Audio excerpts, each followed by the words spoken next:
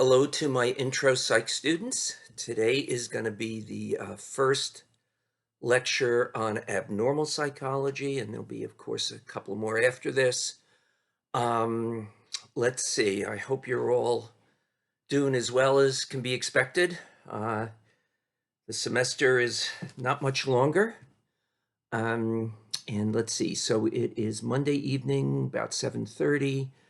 And I've been getting lots of exams today from all of you, from many of you.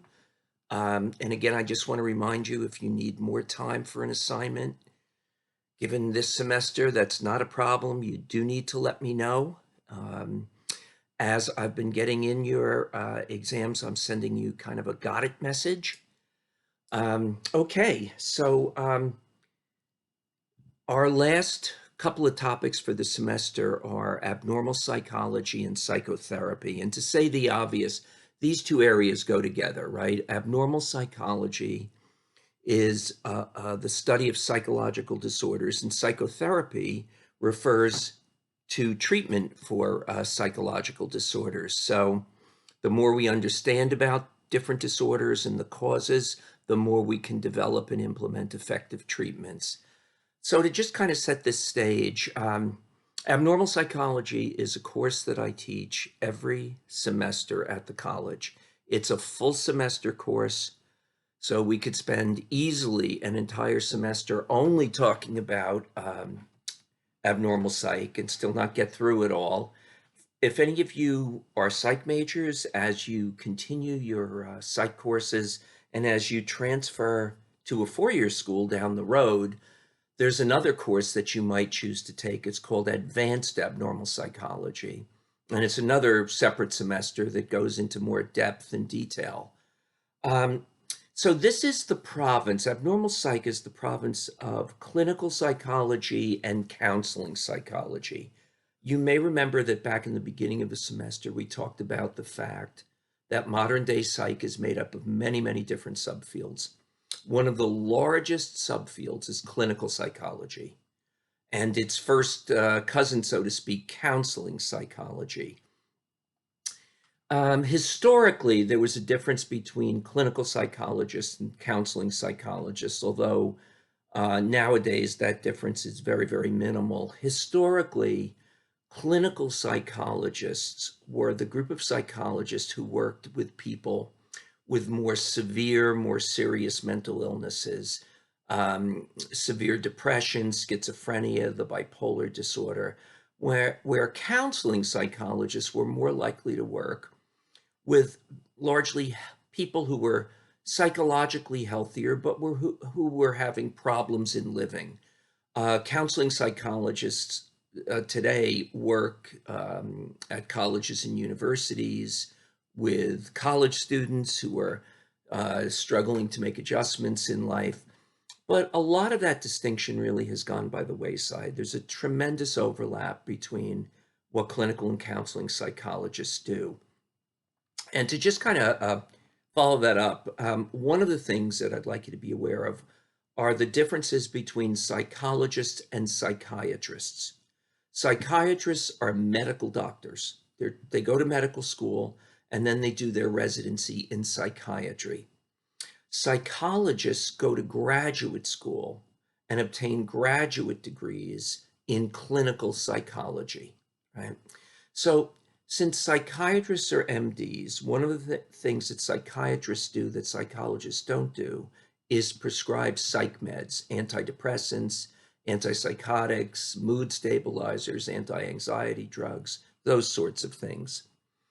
Now, the flip side is one of the things that psychologists do that psychiatrists don't do is psychological testing. So the Rorschach test, the Inkblot test, the MMPI, IQ tests, aptitude tests, ability tests, all of those tests are really under the province of clinical psychology. So there are differences in specialization. And with that comes some differences in perspective. When it comes to abnormal psych, the study of psychological disorders, psychiatrists by training tend to focus more on the physical things that could be going wrong in the brain and in the body that could lead to psychological problems. Psychologists by training are more likely to focus on certain sorts of childhood experiences, the families in which we grow up in, the things that we learn as we go through childhood and adolescence that can sometimes load the gun for psychological disorders. Let's remember that both points of view have something to be said. There are certain psychological disorders that have a very strong biological, genetic, biochemical substrate. Schizophrenia and bipolar disorder have a lot to do with genetics. The tendency to experience severe depression, what is called major depression, can also have a genetic piece to it, as can certain types of substance abuse. But on the other hand, there are lots of other psychological disorders that have very little to do with what's going on physically and have everything to do with how we learn to see ourselves, how we learn to see other people, the kinds of experiences that we had early in life. And I don't want to create a false dichotomy. Since the mind and the body are interwoven anyway, there's almost always an interplay between what we bring physically and what we learn psychologically as we go through life. So an example of that might be, you might be born with a genetic vulnerability to get addicted to the drug alcohol very, very quickly. But that genetic vulnerability by itself doesn't mean that you necessarily will. Would it also have to do with what you learn as you go through life? Do your role models use alcohol or drugs as a way to cope? Um,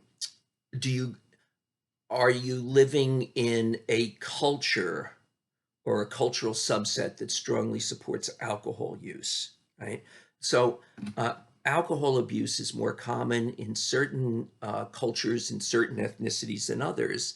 And as far as we can tell, that doesn't have to do with genetics. It has to do with learning. So in real life, nature and nurture, this goes back to something we talked about a number of weeks ago. It's not nature versus nature, it's nature plus nurture. There's an interaction between our genetics, our biology, and what we learn in our families, and also what we learn from the larger society and culture around us.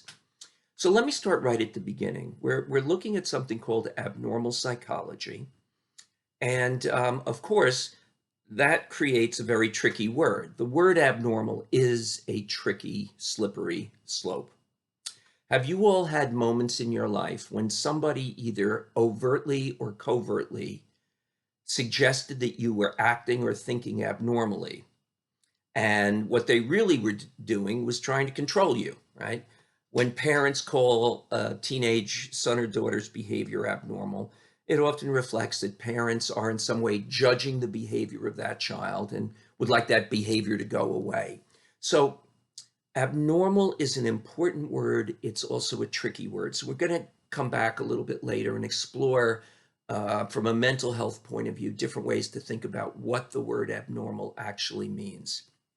Now, in some colleges and universities, this course that we have at SCC, Abnormal Psych, goes by a different name. At some colleges and university, it is called psychopathology. Psychopathology. So I want to take that word and deconstruct it and think about what that word means with you. So pathology, ology, as you know, means the study of.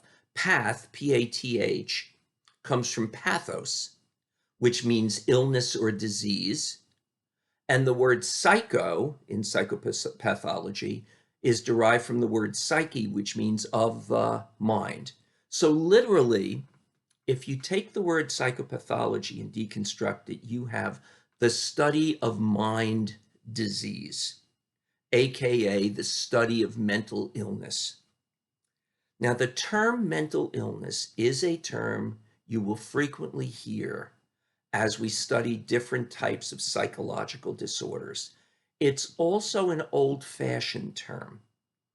And it's a term that you'll often hear more from psychiatrists than you will from psychologists. And I think this, again, goes back to training, right? To many psychiatrists, psychological disorders like depression, substance abuse, schizophrenia involve illnesses or disease processes in the body. So from that point of view, the term mental illness makes sense, right? There's an illness, there's a sickness, and it's displaying itself in psychological symptoms. The term that clinical and counseling psychologists are more likely to use, although we use mental illness too, is psychological disorders, aka mental disorders. And the term psych disorder or mental disorder, it's kind of a broader concept. It recognizes that some psychological disorders could produce symptoms that are physical, but it could also be tied to, as I said before, things going on in family, in childhood, in your own identity, how you see yourself. So I'm going to define abnormal psych as the study of psychological disorders. But I want you to be aware that that term mental illness is still an important term. It has meaning for a lot of people. So what are we studying? Well, several things. Number one, we're studying the different types of psychological disorders, the different ways of categorizing or classifying them. Psychiatrists and psychologists use a book called the DSM-5 to diagnose many different types of psychological disorders. There are well over 600 different types of psychological disorders, mental disorders, each described one at a time in the DSM-5.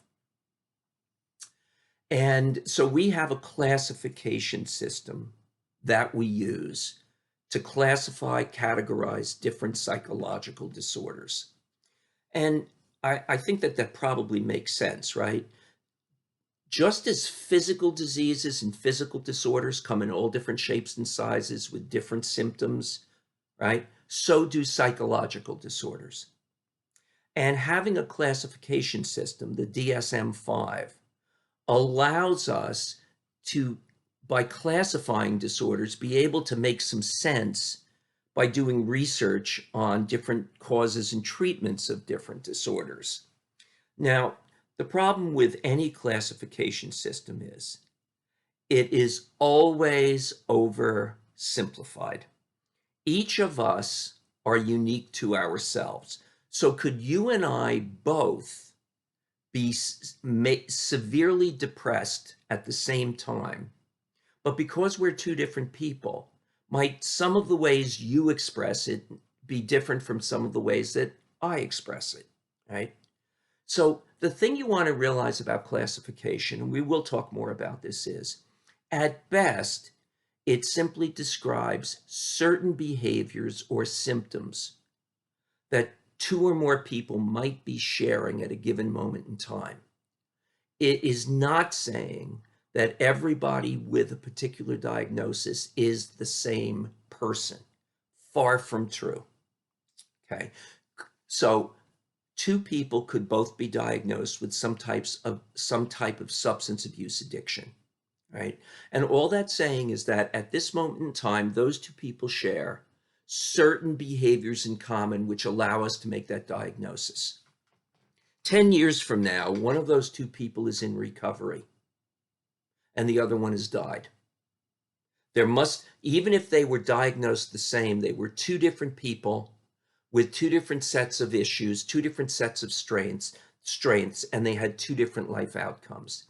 So yes, part of what we're going to be looking at the next couple of weeks is how mental health professionals make a diagnosis by classifying symptoms into different categories. But we need to always do that with many grains of salt. It is far from a perfect system. Now, the DSM stands for, get this, the Diagnostic and Statistical Manual of Mental Disorders. Let's just call it the DSM. If you take abnormal psych with me down the road, we'll get into it more. The number 5 means it's in the 5th edition, the 5th revision. Way back in the 50s, years ago, was the original DSM. And as we learn more about psychological disorders, those diagnostic systems change And so we've moved from 1, 2, 3, 4, and now we're at the DSM-5. Someday this will be replaced by the DSM-6, and thus it goes. The second thing that we're interested in when we study psychopathology or abnormal psych are the causes of different psychological disorders, right? Psychological disorders are complicated. It is very unusual for a particular psych disorder to only have one singular specific cause.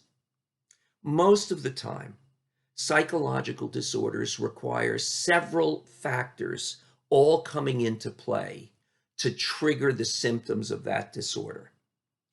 Now, I want to introduce a term to you that some of you have heard and some of you haven't. When I say to you, what is the cause of schizophrenia? What I'm saying to you is, what is the etiology of schizophrenia? Etiology. So the word etiology is the correct term for what you and I would call a cause. Now, if we make that word plural, drop the Y and substitute IES, we have the word etiologies. And it is indeed a fact that in most psychological disorders, there is not one etiology, there are multiple etiologies. Okay, so to use an example, schizophrenia. We know that part of the story of schizophrenia is genetic, right? So genetic vulnerability is one piece of the story of the etiology of schizophrenia. But we also know there need to be other factors much of the time that come along later in life, often in adolescence or young adulthood, that pull the trigger and set off the disorder. So one way to think of it is genetics might load the gun, but then later in life, certain sorts of stressful life events can pull the trigger. And one of the most famous sets of life events for teenagers is if you've got a genetic vulnerability to becoming schizophrenic. Doing drugs in adolescence is famous for having the potential to set that genetic disorder in motion. Now, everybody is always focused on LSD and hallucinogens, and that's true, but it doesn't have to be. Ordinary drinking alcohol, weed in some highly vulnerable people can set off the beginnings of a schizophrenic episode. But do you notice in that example, it's not just one factor, it's a combination of two. And it gets even more nuanced than that. Some disorders might take multiple factors, each one increasing the likelihood, but put them all together and then the disorder occurs. Nevertheless, we are very interested in doing research on the etiology of different psychological disorders. And there are different, again, etiologies for different disorders. Why do we care? And I bet you already know the answer. The more we understand about the causes of different psych disorders, the more we can develop new and more effective treatments. And so that's the third thing that we're going to be looking at as we cover abnormal psych and psychotherapy. There are many, many different treatments, many different types of psychotherapies for different psychological disorders. And it's a world. And if any of you become counselors or therapists or addiction specialists, you are going to learn a lot about different types of therapies. Some therapies are called biological therapies, right? Those would be things like medications or psychosurgery, where you're physically altering the brain in some sort of way. Again, psychiatrists do a lot of prescribing of psych meds. And that's a world. But there's all kinds of other ways of doing therapy that don't involve biological interventions. There are many different types of therapy. Over the past 100 and something years, different theorists have developed different types of therapeutic interventions. One of the original and famous ones from a century ago was psychoanalysis, developed by Sigmund and Anna Freud. Anna Freud was Sigmund's daughter. But more recently, other types of talking therapies, as they're called, have evolved and developed. And that's an entire world. There are treatments today for disorders that 40, 30 years ago were considered to be largely untreatable or extremely difficult to treat. So as we learn more about the psychological self and how the mind works, people are developing newer and newer types of psychotherapies, some of which allow us to help people today that we could not have helped 30 years ago.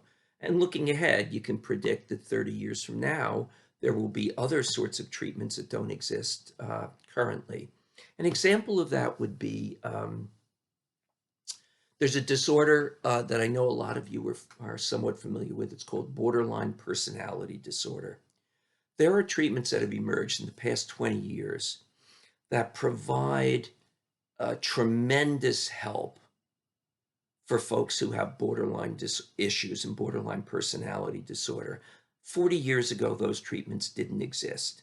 And the treatments that were used 30, 35, 40 years ago were not particularly effective.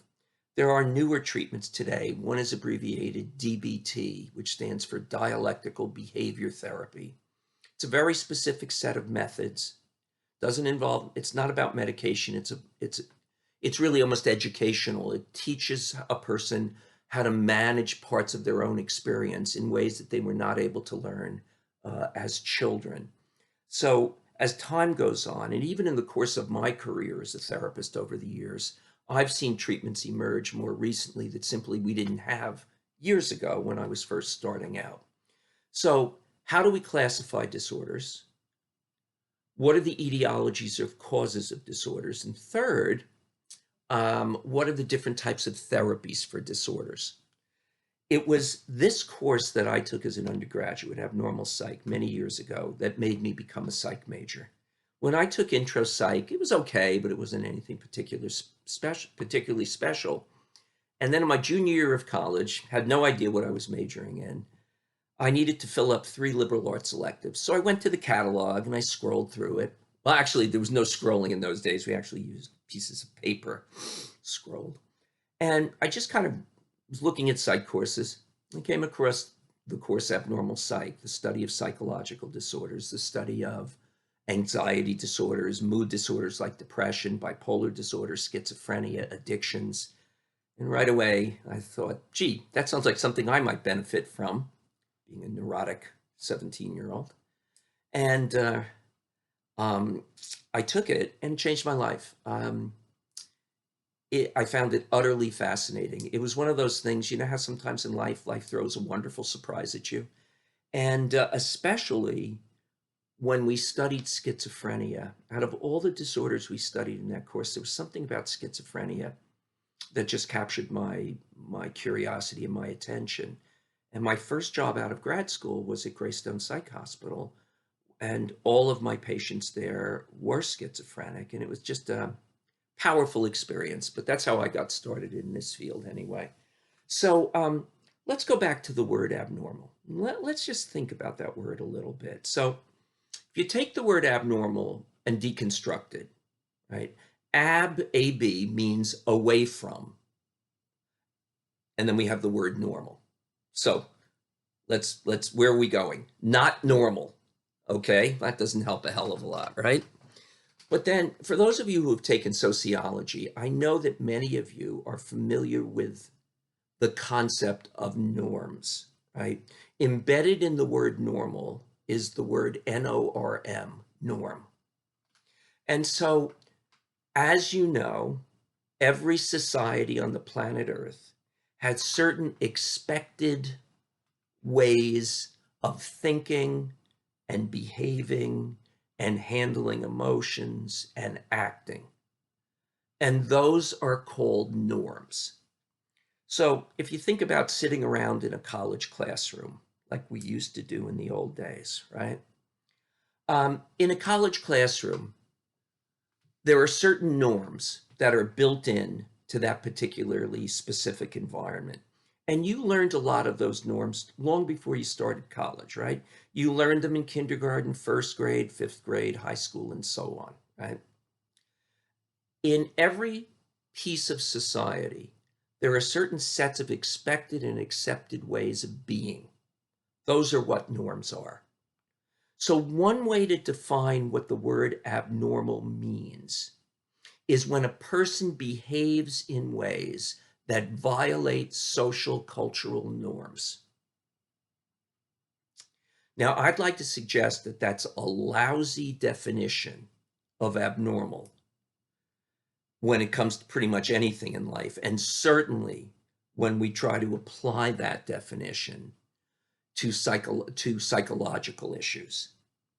Are there times that somebody may not be conforming to social norms, but could they still be incredibly healthy psychologically? And in fact, are there certain times when a person who refuses to conform to certain social norms could be psychologically stronger and healthier than people who blindly conform to social norms?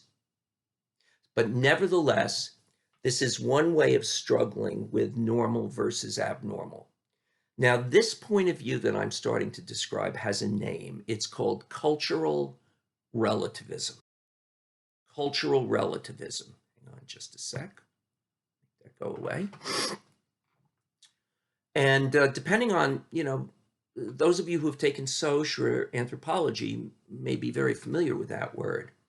Cultural relativism is an idea that starts off, to me, being very honorable and making a hell of a lot of sense. There are many, many different cultures on the planet Earth. And thus, the definition of normal and abnormal is going to some extent, vary from culture to culture, place to place, society to society. And there's something about that that I like a lot. Right? If you had been born and raised in a different culture or in a different part of the world, you wouldn't be you. You'd be somebody different. You would have different ideas about what's normal and about what's abnormal. Right? Now think about living in America, right? We're a cultural jigsaw puzzle. In a major city, within blocks, in a 30-block area, could there be many separate cultural enclaves? Do people tend to hang out physically with people that they feel comfortable with coming out of similar cultures, right? So there's the Dominican section and there's the Orthodox Jews over here, and this has historically been the Irish, and here's the Italian section, and here's the Guatemalan section, and so on, right? In a small couple-mile area, could there be a situation that the ideas of normal and abnormal are very different from block to block to block? Right? And we need to be respectful of that. For any of you who want to become therapists or counselors, understanding deeply the multicultural perspective is required to become an effective counselor. So cultural relativism starts with a very important, valid point. There are many different definitions of normal and abnormal throughout the world. And the same behavior could be viewed as normal in one culture and deviant or abnormal in another culture. Okay. So the problem, though, with cultural relativism, when we apply it to the study of psychological disorders, is just because something is normal in a given culture at a given moment in that culture's history does not necessarily mean it's healthy or good for us. Normal culturally does not necessarily equal psychologically healthy. Is it normal for a lot of American men to have been raised since boyhood to man up, to be tough, to pretend that they're bulletproof? Yeah, it's normal. It's kind of mainstream America in terms of gender learning. But that's exactly one of the reasons that men die younger than women. If you're 50 years old and you're a traditional American man, and if you're 50 years old and you're a traditional American woman, and on the same day you both develop the symptoms of severe diabetes, statistically, is one gender likely to go to a doctor sooner than the other and be more willing to follow the treatment? Yes. And that gender, by and large, is women. Are there certain physical diseases that if you treat them early and properly, you can survive them. If you wait too long, they're going to kill you. Yes, diabetes is one of those, right? So American men often view it as perfectly normal to man up and be kind of, tough and bulletproof, whatever that means. But that doesn't necessarily mean that it's a good outcome, right? Um, when we study depression and suicide, one of the things that is very, very clear is while depressed women are somewhat more likely to attempt to make a suicide attempt, depressed men are many times more likely to kill themselves. And that's not genetics. That has to do with how we're raised, what society teaches us about how to be a woman, how to be a man. Even in the grip of depression, women are more likely to take an overdose. And God knows you can die from an overdose. Too many of us know people who have. But they are survivable a lot of times. Men are far more likely when depressed and suicidal to shoot themselves in the head with a gun or to drive their car off into a bridge abutment on Route 80 at 120 miles an hour. So normal, just because culture says something is normal does not mean that it is necessarily conducive to a full, healthy life. Female genital mutilation is considered perfectly normal in certain parts of the world, but it is removing from a woman's body the part of her body that creates sexual pleasure, right? Female genital mutilation is practiced in cultures where men are all powerful and women are tremendously subordinated. And yes, from a cultural relativistic point of view, it's normal in those cultures. But from the point of view of being a fully functioning human being, it is obviously interfering with that. Or consider 1943 Nazi Germany, given the cultural norms at that point in Germany's history. Consider what it would be to be a normal, healthy, psychologically healthy German. It would be buying into all kinds of god-awful things. So the point is, while cultural relativism is a thing, most clinical and counseling psychologists will not use cultural relativism as the arbiter of deciding, working with clients, what's normal and abnormal. For one thing, as I've said, normal does not mean it's healthy. And the second thing is, cultural relativism is in some ways a conformity model. How do you know you're healthy? Blindly conform to the social norms of your culture, and you're a psychologically normal person. Violate those norms, and you are psychologically maladaptive. Very few psychologists are going to buy into that one. So here's the thing. It's easy to reject something, but you have to have something else to substitute it with, right? So let me share with you a second way of struggling with the issue of what normal and abnormal means. This second way is called the maladaptive model, MAL adaptive. Now, MAL as a prefix means not, right? Instead of letting society be the arbiter of what's normal and abnormal, how about we ask a question? And I'm going to pose that question in just a minute. And the answer to that question determines whether a person's behavior is normal or not normal, right? The question goes something like this. To what extent does that individual's behavior significantly interfere with well-being? Question mark. To what extent does that individual's behavior significantly interfere with well-being?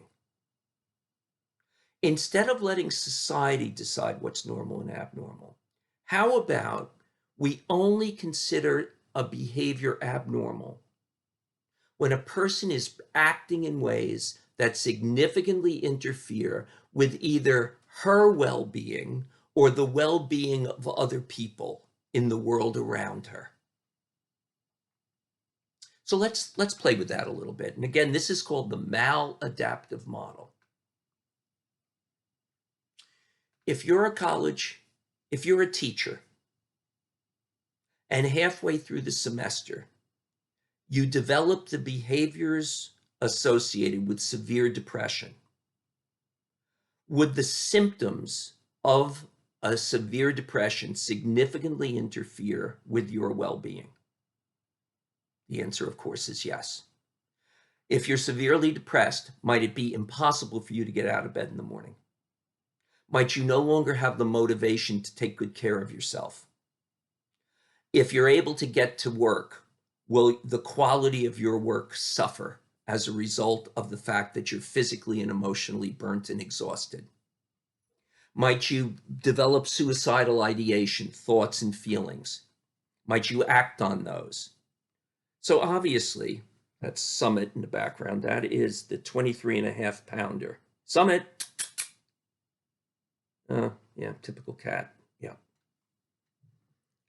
I put him on a diet before the whole COVID thing happened, but now that I'm around him all the time, and he's so determined to eat food, I just lost all my willpower to say no to him. There he is. Hey, baby. Sorry, I got lost in the cats. Where were we? Jeez. Right. But not only would the symptoms of depression affect that person's well-being, would those behaviors also have an effect on the well-being of people around them, right?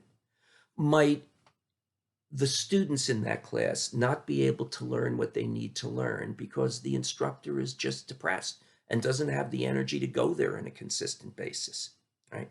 Or if you and I are family and I'm very depressed, is that going to spin, since we're all connected to each other, right? Got these strings that connect us. Will my symptoms affect you, right? Might you feel more guilty? Might you feel anxious? Might you feel angry at me, right? If, because I'm depressed, you start doing a whole lot for me around the house, might that actually, though your intentions are good, might that actually increase the level of my depression? Because at some level, perhaps not even knowing it consciously, I don't want to mow the lawn. And if I'm depressed lying in a fetal position on the couch, I kind of know that you're going to do it for me, right? So notice that in the maladaptive model, we're not postulating what does society say about this. We're asking a practical question. To what extent does the behavior or behaviors significantly interfere with well-being of self or other? Now, notice the word significant. It's got to really get in the way. Because if you drop the word significant, then every day in our life, there are things getting in the way with our well-being, right? We have very few perfect days in life. I'm not talking about having a lousy day. That doesn't mean you're diagnosed with a psychological disorder. That's inappropriate, right? There are stresses in our lives. The interference has to be significant. It has to significantly get in the way. And gets in the way of what? Well, and the term there is well-being. So let's play with what the word well-being means. Yeah, I'll let you out in a few minutes. Well-being means really two things. Number one, survive. Have any of you studied Maslow's triangle, the hierarchy of needs?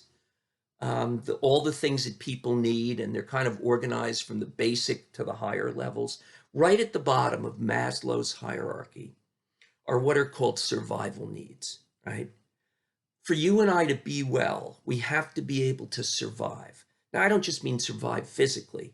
I mean to survive psychologically. We have to be able to meet the basic demands of day-to-day life. If you think about what we're all dealing with this COVID and lockdowns and quarantines and distancing, I'm sure I am not alone in sharing with you that some of us have been feeling some of those struggles in a different way than a couple of months ago. Right?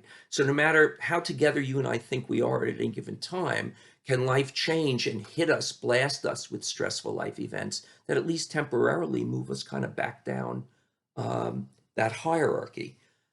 But it's not just to be well, we want more than surviving, right? Surviving is when you're keeping your head above the water and you're just kind of breathing air just a little bit above the waterline. To really be well, we need to not only survive, we need to thrive. Thrive, to grow, to meet new challenges, to develop. Even if your life is pretty good right now, if nothing changed in your life between now and 15 years from now, 15 years from now, I bet it wouldn't feel so good. Do you and I all have hungry hearts? Are there things you want out of life that you haven't had happen yet? In whatever ways you define those things. So to be well psychologically, it's not enough to just be breathing air. It's the ability to grow and to change. And the one thing you can count on in life is this: whatever your life is now, it's not going to stay the same, right? If you're in a long-term relationship with somebody for the last 20 years, for that relationship to keep working, is there going to be a process of change on both sides, right? It can't sit stagnant, right? If you have a brand new job and you're loving it right now and it's challenging and exciting, if that job doesn't evolve at all, 10 years from now, it's not going to feel so challenging and exciting anymore, and on and on and on. So well-being has a dual meaning: survival, but the ability to thrive, the ability to grow. Now, some psychologists call that ability to grow self-actualization. And many of you have heard the term to self-actualize, to grow and to develop. Okay. Last part of that definition, right? It's not just the well-being of the individual with the symptoms. It's the effect on well-being on other people, right? Now, this is a very broad definition, right? If somebody's a racist, they may not feel that their racist beliefs negatively affect them, but they're going to bring a whole lot of pain and hurt onto other people. Therefore, that's a problem, right? Now, there are in the DSM well over 650 different psychological disorders. That's a lot. Just like there's many physical diseases, there's a lot of psychological disorders. In all of those disorders, there are behaviors or symptoms being produced which in some way significantly interfere either with the well-being of the individual with the symptoms and/or the well-being of other people in his or her life. That second maladaptive model that I've been talking about, this is closer to the model that clinical and counseling psychologists and psych social workers and addictions counselors use, right? So we reject cultural relativism. We get it. It's there for a reason. It makes some sense. I get it. But we are more likely to use the maladaptive model of diagnosis. All right. So we are now approaching 45 minutes. I am going to stop and figure probably about 3 days down the road, I'll be uploading another video onto YouTube. So today was just kind of setting the stage, getting the ball rolling and showing you the big picture. Okay, guys, take good care of yourselves. And again, rlinden, sussex.edu, if you need to reach out to me. And talk to you again soon. Bye-bye.